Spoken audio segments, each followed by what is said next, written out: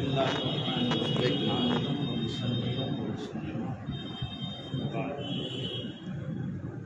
بسم اللہ الرحمن الرحیم قال نبی کریم صلی اللہ علیہ وسلم ان اللہ یبعث لهذه الامه على راس كل ملة سنة محمد صدق النبی کریم صلی اللہ تبارک و تعالی علیہ وسلم۔ درود شریف پڑھ لیجیے۔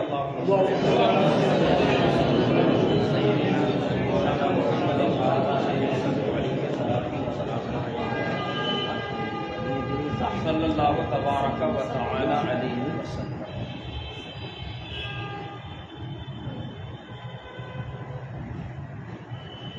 مجدد اعظم فقیہ اختری اعلیٰ حضرت امام احمد رضا قدس سرہ السامی کے عرس سراپا قدس کے حوالے سے آج مسلمان پر بیٹھے ہیں۔ دعا کرتا ہوں اللہ رب العزت ہم سب کی شرکت کے شرف قبولیت عطا فرمائے۔ بہت بڑی ذات ہے اور جتنا بھی کہا جائے، جتنا بھی لکھا جائے، اس کی حیثیت کچھ بھی نہیں، کوئی تفصیلی گفتگو نہیں ہو سکتی ہے۔ ایک دو بس چیزیں آپ کے سامنے پیش کی۔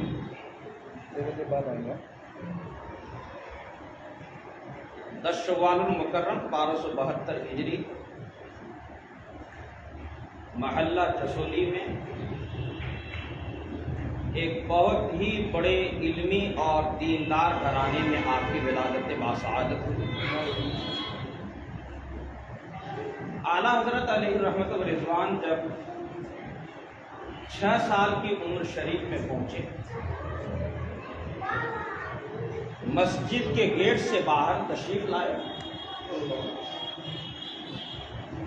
ایک نووالد شخص سے آپ کی ملاقات ہوئی، ایسے انسان سے جو بریلی شریف کا رہنے والا نہیں تھا اور اجنبی چہرہ تھا۔ ملاقات ہوئی،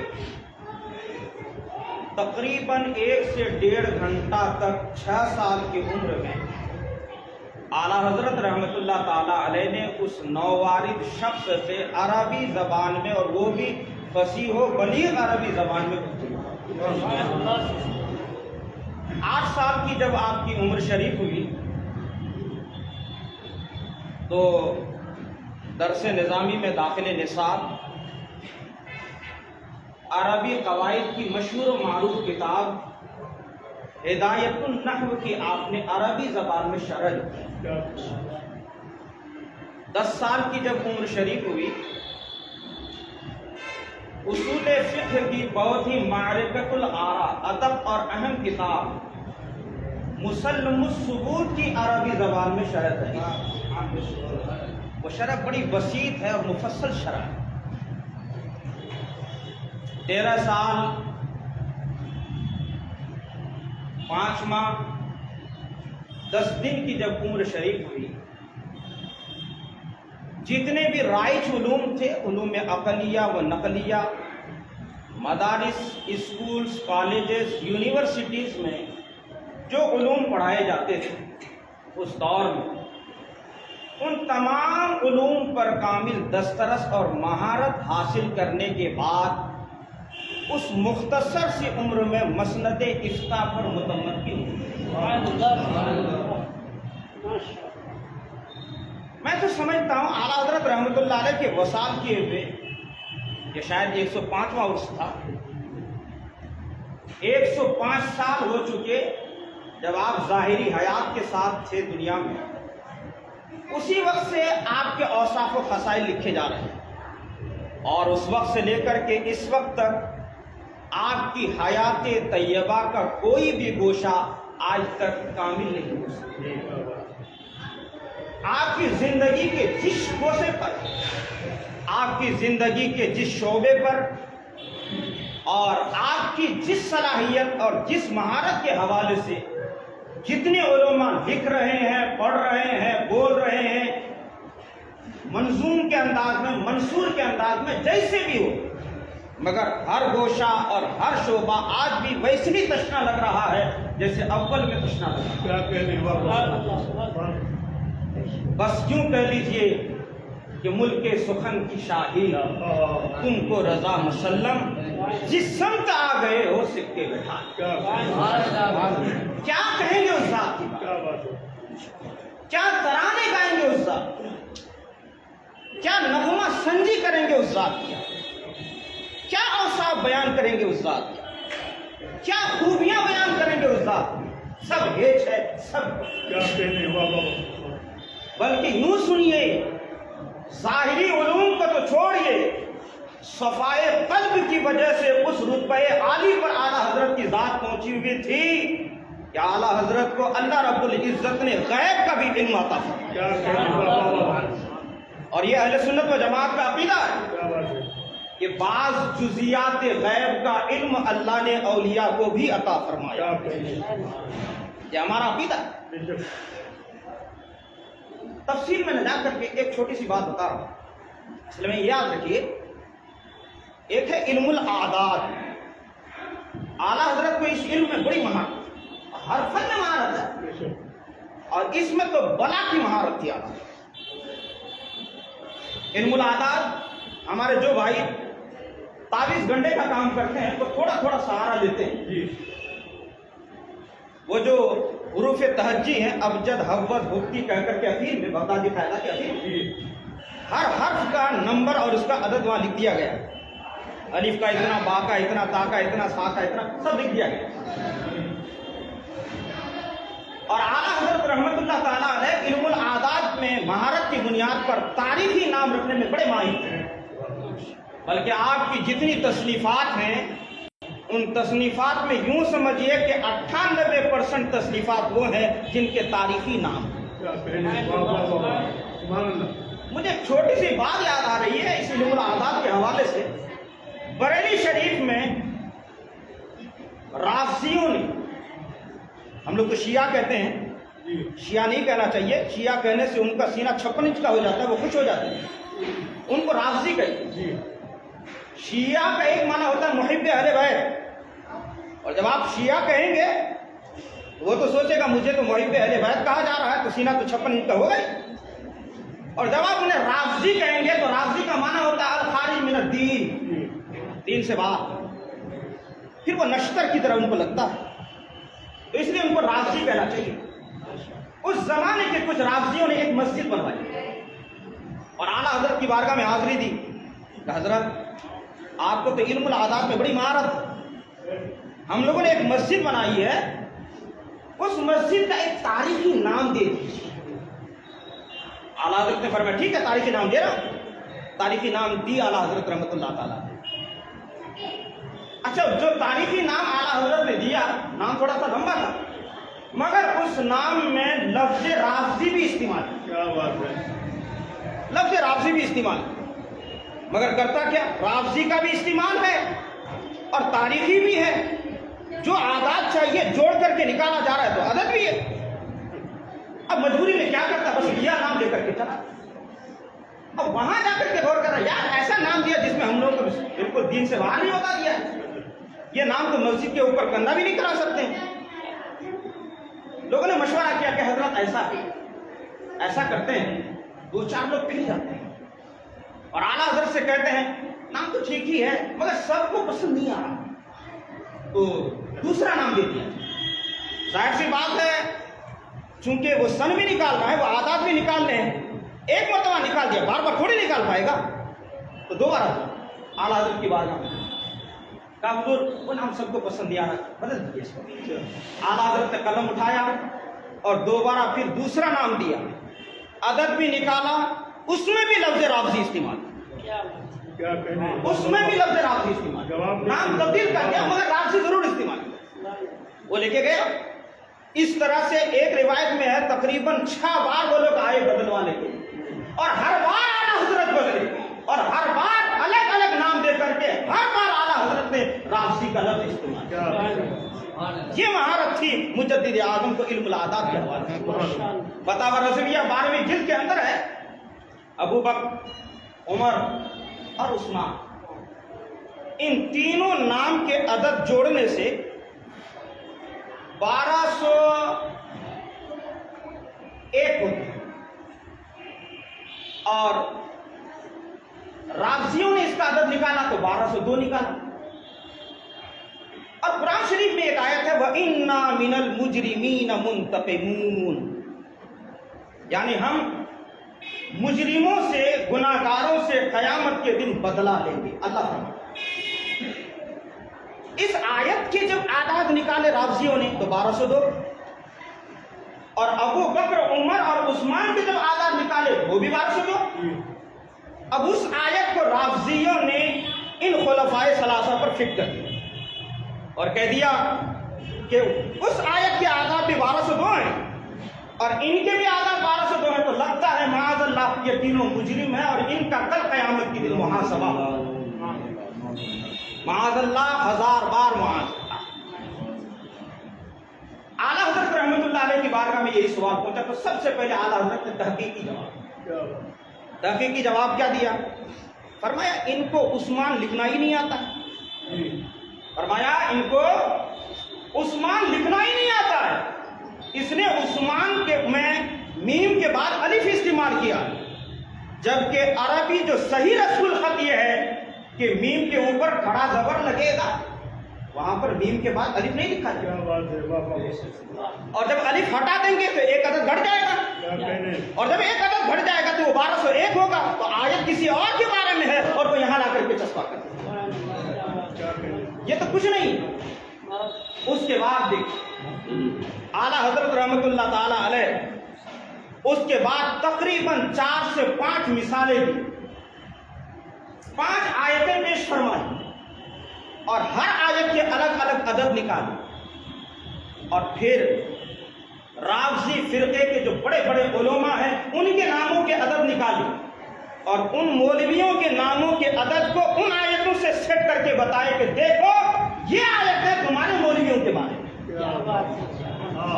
5 سے 10 جگہ اعلیٰ حضرت رحمۃ اللہ تعالیٰ علیہ نے اس طرح کی تقریر، بڑے ماہر ہے علم الآداب۔ اور سنیے، علم الآداب میں مہارت کی یہ چیز آپ لوگ کے افادے کے لیے بتا رہا ہوں، طلبا کے لیے۔ قرآن حکیم کی جو آیتیں ہیں نا، ان آیتوں کا ترجمہ اور اس کا مفہوم کبھی کبھی علم الآداب کے حساب سے بھی بتایا جاتا ہے، اور کبھی کبھی حروف کی تعداد کو جوڑ کر کے بھی کسی آیت کا ترجمہ بتایا جاتا ہے۔ آپ کو ایک مثال دے رہا ہوں میں، حروف مقطعات آپ کو پڑھے ہیں قرآن شریف میں، وہ حروف جو کاٹ کاٹ کے پڑھے جاتے ہیں، الف لام میم، کاف ہا یا عین صاد۔ درسگاہوں میں تو آپ یہی پڑھتے ہیں اللہ و رسولہ اعلم بمرادہ بذالک، ان حروف سے کیا مراد ہے، اس کا کیا معنی ہے، اس کا کیا مفہوم ہے، اس کا کیا مطلب، اللہ جانے، اللہ کے بتانے سے مصطفیٰ ہے۔ یہی تو پڑھے، اور کہا جاتا ہے کہ ان حروف کا ترجمہ نہیں کیا جا سکتا، مگر سنیے مذہب اسلم یہی ہے کہ ان حروف مقطعات کا ترجمہ نہ کیا جائے، مگر ایک مذہب یہ بھی ہے کہ اگر ان حروف مقطعات کا ایسا ترجمہ کریں جو ترجمہ قرآن حدیث کسی بھی اسلامی عقیدے سے متصادم نہ ہو، ٹکراؤ نہ کھاتا ہو، تو ایسا ترجمہ بھی کیا جا سکتا ہے۔ اور اعلیٰ حضرت رحمۃ اللہ علیہ کی اگر تعلیمات دیکھیں گے تو آپ کو لگے گا کہ واقعی اعلیٰ حضرت نے بھی ترجمہ کیا۔ آپ کنز الایمان اٹھا کر کے دیکھیں گے تو آپ کو کہیں پر بھی حروف مقطعات کا ترجمہ نہیں ملے گا۔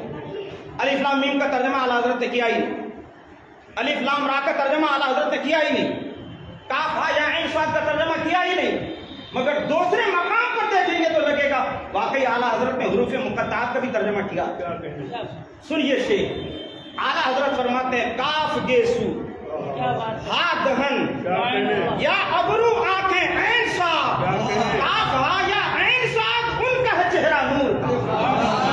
لوگوں نے کاف ہا یا عین صاد کا ترجمہ نہیں کیا، یہ کہہ کر کے یہ حروف مقطعات سے ہے، مگر مجدد اعظم نے ہدایت کی بخشش کے اندر اس کلمے کا بھی ترجمہ کر کے دکھا دیا۔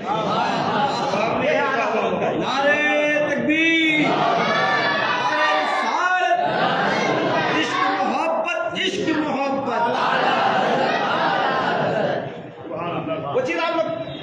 سنیں قرآن شریف میں تبیان لکل شے، قرآن میں ہر چیز کا روشن بیان، ہر چیز کا بیان۔ اور اعلیٰ حضرت فاضل بریلوی نے فرمایا ان پر کتاب اتری بیان لکل شے، تفصیل جس میں ما خبر وہ ما خبر، ماضی دیکھو تو قرآن میں، حال قرآن میں، مستقبل قرآن میں، کائنات کا چپا چپا، ذرہ ذرہ، ایک ایک حبہ، ایک ایک طریقے کا ذکر تفصیلی طور پر میرے رب نے قرآن میں کر دیا، سب کچھ قرآن میں۔ اور عبداللہ ابن عباس نے فرمایا تھا جمیع العلم فی القرآن ولکن تقاصر عنہ افہام الرجال، فرمایا سارے علوم، سارے ادراکات قرآن میں، ہاں ہماری فہم، ہماری سمجھ ان کے سمجھنے سے قاصر ہے، سب کچھ قرآن میں۔ اور اسی کو بیس بنا کر کے اعلیٰ حضرت سے پوچھا گیا حضور وہ قرآن شریف میں سب کچھ ہے کیا؟ کہاں سب کچھ ہے؟ یہ تو رب کا فرمان ہے، اگر سب کچھ ہے تو پھر سبع سیارہ کا بھی تذکرہ تو قرآن میں ہوگا نا، اگر ہے تو قرآن میں دکھا دیجیے کہیں پر اگر سبع سیارہ کا تذکرہ، تو اعلیٰ حضرت رحمۃ اللہ تعالیٰ علیہ نے فرمایا ہاں اس کا بھی تذکرہ ہے۔ ہم اگر تلاش کریں، آپ تلاش کریں دنیا کے دوسرے اور ارباب دانش جو دانشور ہیں، اہل خرد ہیں، علماء ہیں، ارباب فقہ و افتاء ہیں، یہ اگر تلاش کریں گے نہیں ملے گا ان کو، مگر جنہیں اللہ نے مجدد بنایا سبحان اللہ، سبحان اللہ، اعلیٰ حضرت فرماتے ہیں ہاں ان کا بھی تذکرہ رب نے قرآن میں کیا ہے، کیسے کر یاسین شریف پڑھو، اللہ فرماتا ہے کل فی فلک، اب فرمایا اب ان کے حروف جوڑو، اگر کل میں کتنے ہیں کا 2، فی میں کتنے ہیں کا 2، تو دونوں کو جوڑو کتنے ہیں 4، اور فلک میں کتنے ہیں کا 3، 4 اور 3 کتنے ہو گئے 7۔ تو اعلیٰ حضرت نے فرمایا فلک کا معنی آسمان، سما کا معنی بھی آسمان، تو پھر یہاں پر سما کا لفظ کیوں نہیں آیا، فلک کیوں لایا؟ فلک کا لفظ لا کر کے یہ بتانا مقصود تھا کہ یہ آیت عام آیت نہیں ہے، اس میں سبع سیارہ کا تذکرہ اشارہ میرے رب نے کر دیا، اس لیے 7 حروف والی آیت پیش کی۔ دیکھیے یہ علم ہے اعلیٰ حضرت رحمۃ اللہ، سبحان اللہ۔ اب آئیے ذرا جو میں بتانا چاہ رہا تھا کہ اعلیٰ حضرت کو اللہ نے غیب کا بھی علم مانا، غیب کا، اعلیٰ حضرت کو اس بات کی خبر تھی کہ میری وفات کب ہو، میرا وصال کب ہو۔ اس کے لیے بس چھوٹی سی بات ہے سنیے، اعلیٰ حضرت کا انتقال ہوا ہے 1340 ہجری میں، یہ یاد رکھیے 1340 میں، اور اعلیٰ حضرت رحمۃ اللہ علیہ کے جگری دوست محب صاحب حضرت سیدنا وسیع احمد محدث سورتی رحمۃ اللہ تعالیٰ علیہ، ان کا وصال ہوا ہے 1334 میں، بات سمجھ میں آ رہی ہے؟ محدث سورتی کا انتقال 1334، اعلیٰ حضرت کا انتقال 1340، دونوں میں فرق کتنا ہے 6 سال۔ اب سنو،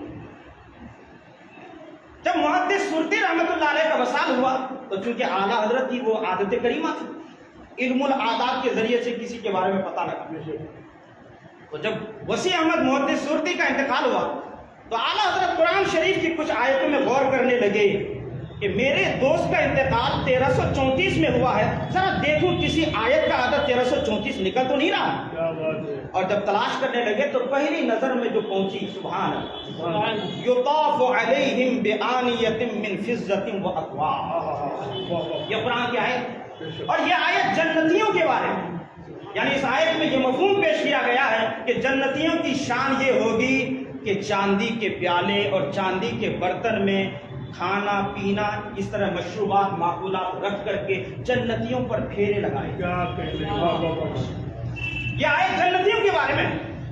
اس آیت کا عدد جب اعلیٰ حضرت فاضل بریلوی نے نکالا سبحان اللہ، عدد کتنا نکلا 1334 نکلا، تو پھر اعلیٰ حضرت نے فرمایا میرے دوست کا انتقال 1334 میں، اور یہ آیت جنت سے متعلق جو آیت ہے، اس آیت کی بھی عدد 1334، اشارہ مل رہا ہے کہ میرا دوست جنت میں ٹہل رہا، میرا دوست جنت میں ٹہل رہا۔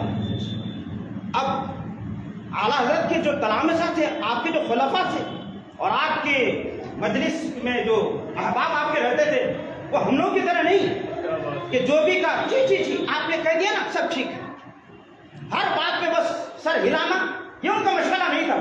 سمجھتے تھے. کیا کہیں جب اعلیٰ حضرت نے یہ بات پیش فرمائی نا تو اعلیٰ حضرت کے ایک شاگرد پکڑ کہ حضرت 1334 تو آپ نے آیت کی عدد نکالے مگر آیت کے شروع میں حرف واو بھی ہے. آیت ہے وَيُطَافُ مگر آپ نے واو کا عدد تو چھوڑ ہی دیا. اس کو اگر جوڑیں گے تو عدد تو کچھ اور بنے گا نا. اب آپ طلبہ ہیں, آپ سے ایک بات کہہ رہا ہوں, آپ لوگ جانتے ہیں واو آتا ہے کس کام کے لیے؟ ایک چیز کو دوسری چیز سے جوڑنے کے لیے. بات سمجھ میں آ رہی ہے؟ اب اعلیٰ حضرت کا جملہ سنو. اعلیٰ حضرت فرماتے ہیں ہاں واو کو میں نے جان بوجھ کر کے چھوڑا ہے. وجہ یہ ہے کہ اگر اور یہ بھی سن لیجئے کہ واو کا عدد علم الاعداد کے حساب سے 6 آتا ہے. 6 کتنا آتا ہے بولیے؟ 6. اب اعلیٰ حضرت فرماتے ہیں میں نے جو واو کو نہیں جوڑا ہے اس کا عدد چھوڑ دیا. یہ قصداً چھوڑا ہے اور اس لیے چھوڑا ہے کیونکہ اگر واو کا عدد بھی جوڑ دیں گے نا تو واو عربی زبان میں وصل کے لیے آتا ہے, ملانے کے لیے آتا ہے. اور جب واو کا عدد جوڑ دیا جائے گا تو یہ دوست یہاں نہیں رہے گا, یہ دوست دوسرے دوست سے ملاقات کر لے گا. دوسرے دوست سے ملاقات کر لے گا.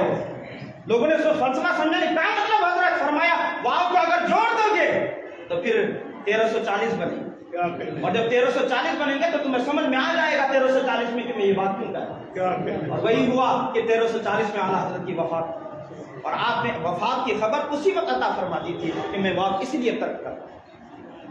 اور آپ کو شاید علامہ ظفر الدین بہاری رحمۃ اللہ علیہ جیسے سوال اعلیٰ حضرت مفصل طور پر تحریر فرمائی وہ پتہ ہوگا کہ جب وصال کا وقت قریب آیا تو سامنے گھڑی رکھی گئی.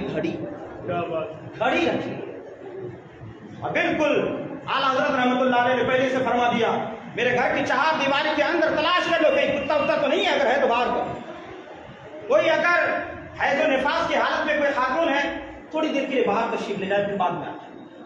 کوئی جنبی ہے وہ باہر چلے جائے, کیونکہ جہاں کتا ہوتا ہے اور اس طرح ناپاک لوگ رہتے ہیں تو پھر وہاں رحمت کے فرشتے نہیں آتے. اعلیٰ حضرت رحمۃ اللہ علیہ نے یہ فرمایا بعد میں آ جائیں کیونکہ ابھی رحمت کے فرشتوں کا آنا ہے. کیا کہیں اور پھر اس کے بعد آپ آرام کرنے لگے. لیٹ پہ وصیت تحریر فرما رہے ہیں اور اسی میں بیچ بیچ میں سیدھے اٹھ کر کے بیٹھ جاتے اور گھڑی دیکھتے اور فرماتے میاں وقت بالکل قریب آ رہا, وقت بالکل قریب آ رہا. پھر تھوڑی دیر ادھر گفتگو فرماتے اور پھر گھڑی دیکھتے کہتے بالکل وقت قریب آ گئے. یہ کیا بتا رہا ہے؟ یہ صاف دلیل ہے اس بات کی کہ مجدد اعظم کو اپنی وفات کی خبر بھی اللہ نے عطا کی. دعا کرتے ہیں اللہ رب العزت اس عظیم ذات کے فیض و برکات کے چھینٹے ہم غلاموں کو عطا فرمائے اور ان کی نقوش قدم اور ان کے خطوط حیات پر ہم سب کو اپنی حیات مستعار گزارنے کی توفیق عطا فرمائے. السلام علیکم ورحمۃ اللہ.